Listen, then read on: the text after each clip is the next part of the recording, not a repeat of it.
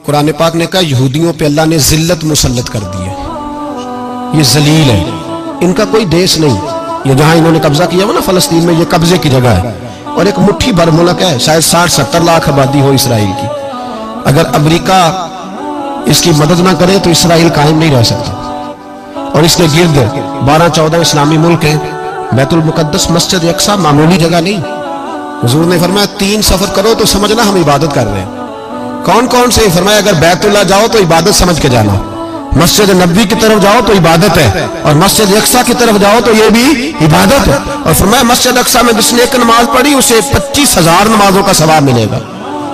ये वो मस्जिद है जिसके साथ मिराज शरीफ जुड़ा हुआ है। कुरान पाक ने कहा कि इस मस्जिद में सुभान अल्लाज़ी असरा बिअब्दिही लैलन मिनल मस्जिदिल हराम इलल मस्जिदिल अक्सा।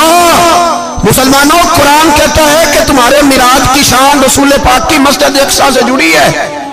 जिस महबूब को रब मिराज कराए तो मस्जिद अक्सा में ला के कराए। वो जगह मामूली जगह है, वो मामूली जगह है मस्जिद अक्सा। नबी पाक ने वहां नबियों की इमामत कराई। 17 महीने उस मस्जिद की तरफ मुंह करके तेरे और मेरे रसूल ने नमाजें पढ़ी। छोटी जगह है और पूरी दुनिया का मुसलमान इसे चाहिए शर्म से गड़ जाए। एक अमेरिका का सदर बोल के कहता है कि इसराइल को इजाजत है उसे दारुल हुकूमत बनाए, और मुसलमान हुक्मरान बयान दे रहे हैं जालिमों लुटेरो, तुम अपनी अपनी सियासत चमकाने के लिए पहले एक दूसरे को गालियां देते हो, फिर इकट्ठे बैठ जाते हो नंबरिंग करने के लिए। तुम दीन के इस मसले में सारे इकट्ठे क्यों नहीं बैठे?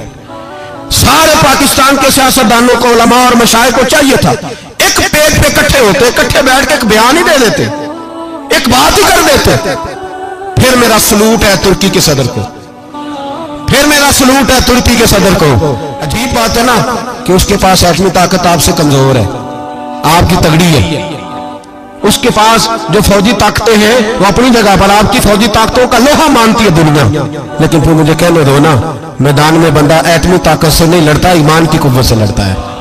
वो बोल उठा है ना, क्या कर लिया उसने अपनी पार्लियामेंट से खिताब किया। उसने बहुत अरसा पहले कहा था मस्जिद अक्सा मेरी ख्वाब में आई थी और रो के कहती थी आए मुझे कोई सलाहुद्दीन अय्यूबी का मानने वाला, कोई आए मुझे बचाए। कहते मेरी ख्वाब में आई थी और रोती थी, कहती थी कोई आए। और एक शायर ने कहा मस्जिद अक्सा नबी पाक को भी बुलाती है, कहती है एक बार फिर तैबा फलस्तीन में आ, रास्ता देखती है फिर मस्जिद अक्सा तेरा, एक बार फिर से तैबा से फलस्तीन में आ, रास्ता देखती है फिर मस्जिद अक्सा तेरा।